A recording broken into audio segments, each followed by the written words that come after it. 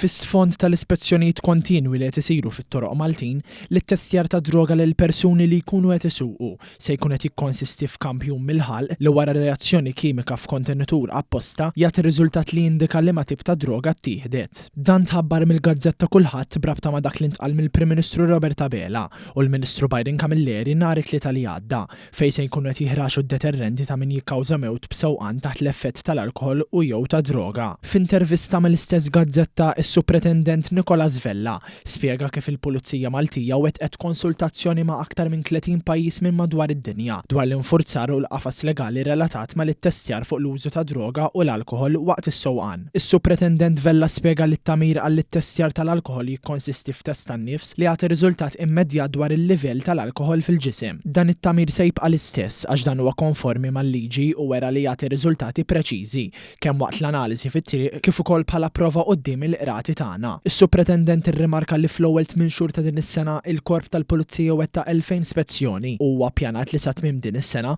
in-numru ta' spezzjonijiet ilaħqu triplu ta' kemm saru 3 snin ilu. Is-Supretendent Nicolas Vella temm jgħid li l-infurzar min-naħa tal-Pulizija ssaħħaħ bil-waqfin tar-Roads Policing Unit, taqsima speċjalizzata li tinvestiga b'effiċjenza l-inċidenti ta' traffiku f'pajjiżna.